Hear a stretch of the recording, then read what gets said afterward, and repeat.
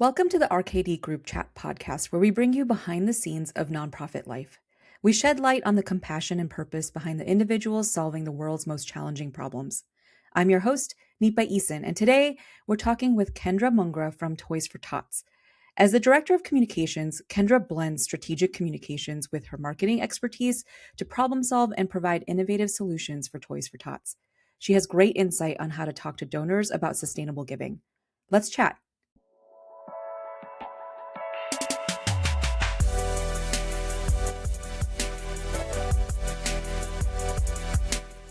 Hi, Kendra. I'm so excited to talk to you today. I have been following Toys for Tots and all the great work you all are doing for a while now. And I'm so excited to hear more about your story with the organization and just your background in general. Can you tell me a little bit about how you came to Toys for Tots and how you kind of came to the nonprofit or like industry in general? Yeah, I actually was reached out to, I think on LinkedIn by a recruiter from that was working with Toys for Tots, and they were reaching out for a social media role. This was in, I think, the summer of 2024, and I came on board that September. I started as a social media manager there and have now transitioned into a role as director of communications. And I've just kind of gotten my feet wet in the Toys for Tots field and world and getting to know everything that they do or that we do. I didn't realize that when I was onboarding with them that we are a year-round force for good is what we like to call it. It's not just a Christmas charity. We do work all year long to help support children in need. So it's been great to kind of understand that and really dive in and see how I can use my skills to help Toys for Tots continue to make an impact. Yeah, and I'm going to ask more about that later because it is interesting how it's originally framed as like a Christmas time mission, but you all are working year round. And so I'm excited to hear more about that too. Your background is in communication. So you bring a lot of that learned experience, right? Yeah. And you run your own companies too. How does that tie in? So I actually originally wanted to be a graphic designer, but I didn't want to creatively burn myself out or limit myself. So I went into the world of marketing because I just know that's a massive umbrella and I could kind of do more with it. So I went into that field and I don't know, I just kind of love to do it all. I love the social media. I love the mundane admin stuff. I love kind of figuring out the fundraising, not so much, but I just love all of it and kind of creating my own businesses. I have a soap business and like body care stuff. And then I also make sourdough and I sell that locally.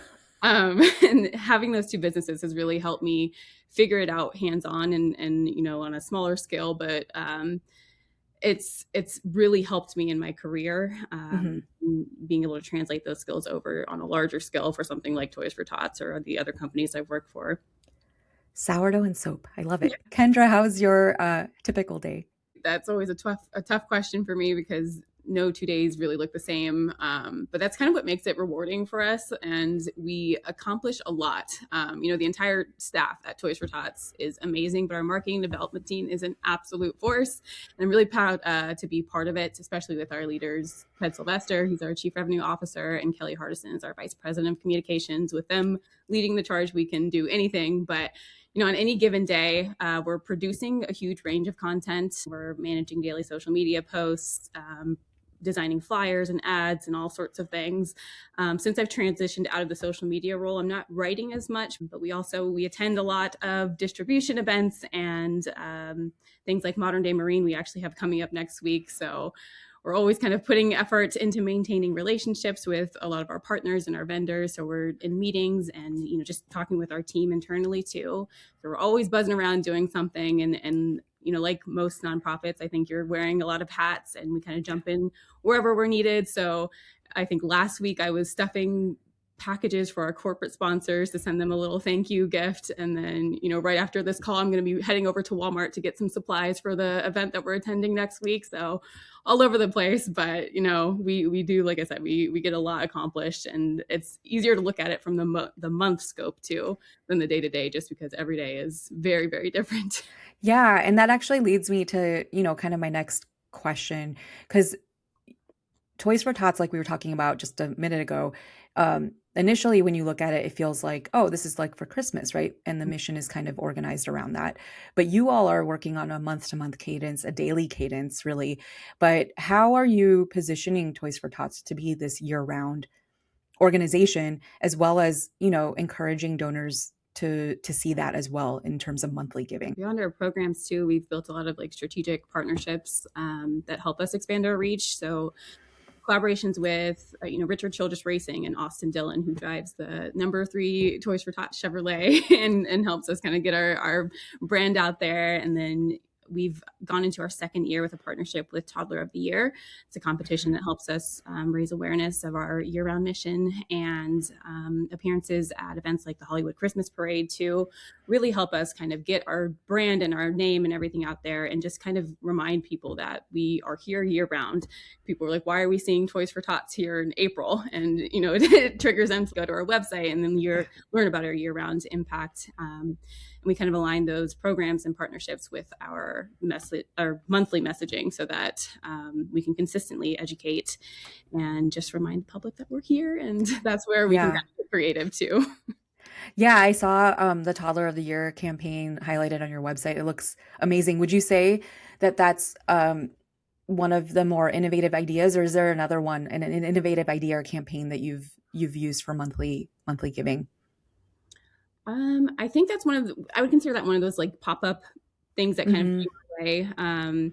For our monthly campaigns, we create a roadmap of different themes that align with our program. So we have disaster response and recovery that we're educating on, I think, this month.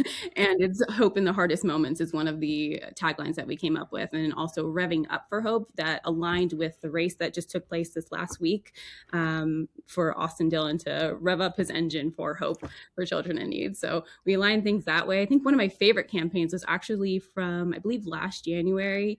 And it was one that we created in order to get some new sustainers. So it was called Set It and Forget It. And it just encouraged our donors to, kind of do the easy thing and just set up a recurring monthly payment. And it reminded them that giving really can just kind of be that easy. It's simple, it's automatic, and it really resonated well. We got some good lasting sustainers, and yeah, it was just kind of one of those ones that's like so catchy but so simple, and it had a really great impact. Yeah, that convenience piece, I think, is something that people forget, that if we can make it convenient for people, they will give. I guess I know monthly giving, it's kind of intimidating to a lot of nonprofits, because that's how you get this sustainable funding, but it's really hard to feel like you can communicate about that. What are some challenges or lessons that you've learned in approaching it this way? I think what we're navigating right now is just donor fatigue, and we're really trying to figure out how to kind of come with creative and fresh new messaging about the same topics, because we are constantly educating about our disaster response and our literacy program and the topics that we are always talking about. So I think we're trying to navigate fresh new ways to say the same thing, and also not overwhelm our donors, because a lot of them sometimes are just here for the Christmas time giving, and that's okay. But we are trying to transition to educate people to want to give year round too, but also not overwhelm them. So I think that's kind of been our challenge that we're trying to figure out. What are upcoming plans that you're looking at for monthly giving that you are excited about? Really excited about next year's messaging, because that will be our 80th anniversary. And I think we will do a lot to kind of just educate about the entire history and storyline of Toys for Tots, and then everything that we are currently doing, that we've expanded into, and then what we look to do or are looking to do in the future. So I'm really, really excited about that campaign. We've just started the planning for it, and I know it's going to be huge. 80 years. That's amazing. Yeah. Such a long standing organization, and it has such good brand awareness. So it's really great that you are able to leverage that throughout the year, because people see the logo and think Christmas, but you can clearly see that all of these programs are year round, and you all are supporting these kids year round. And that's amazing. Let's talk a little bit like more holistic organization level. What's your favorite memory at Toys for Tots in the time that you've been there?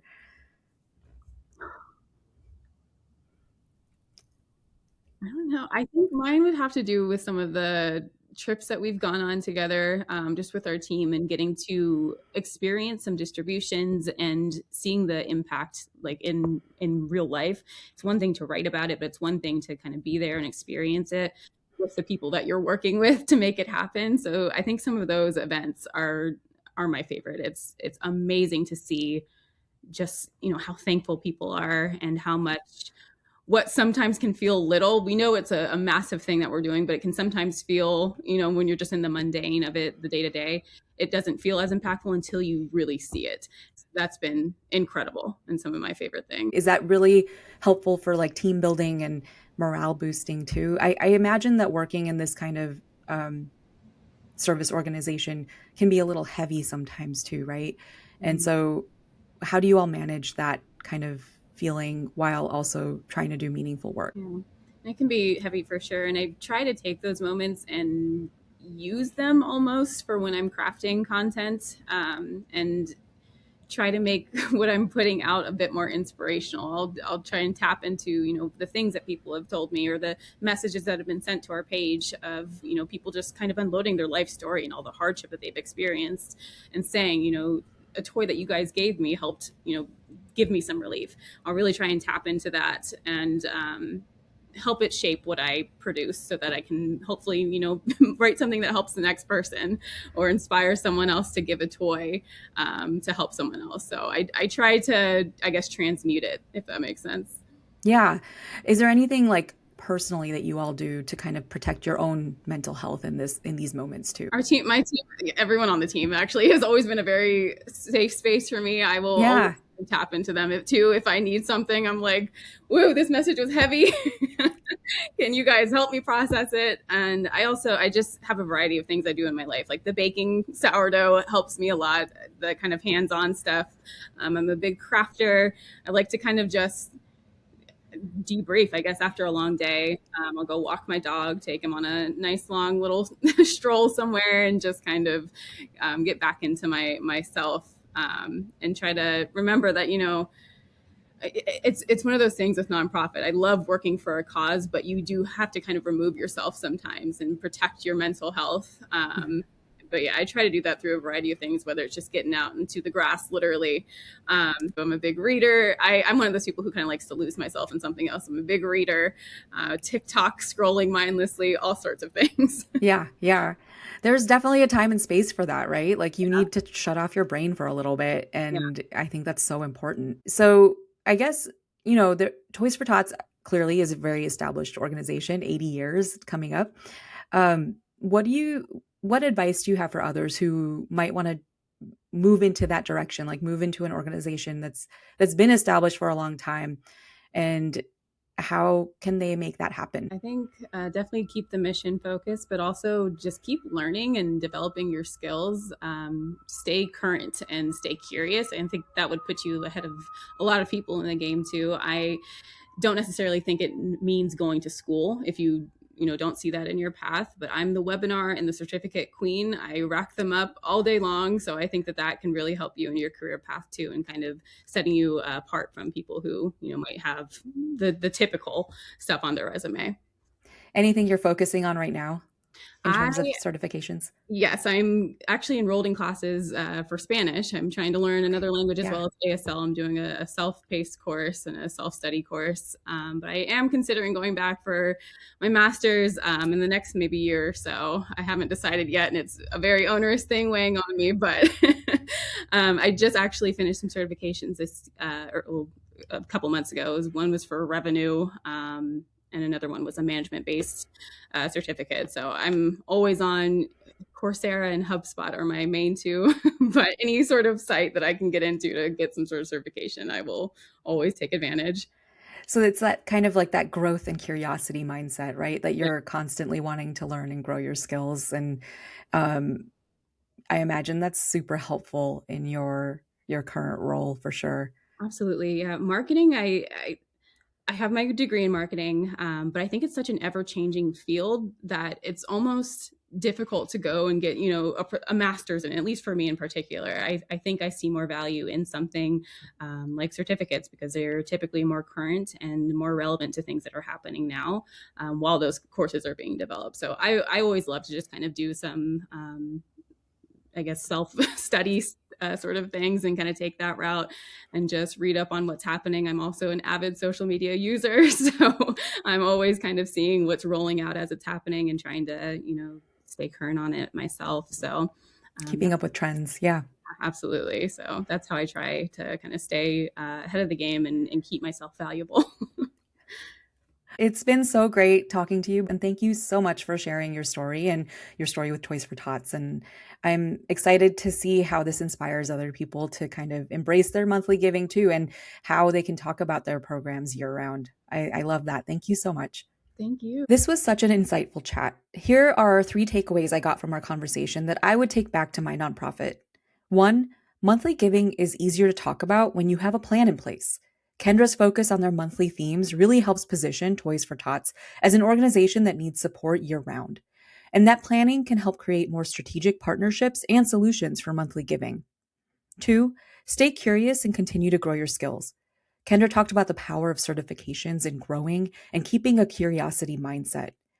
And then number 3, remember your why. For Kendra, she always keeps in mind that one simple toy can change the course of someone's life, and it helps her stay grounded in the work that can sometimes feel kind of heavy. Want to chat with us? Email us at connect@rkdgroup.com. I hope I hear back from you. Either way, I'll chat with you next month.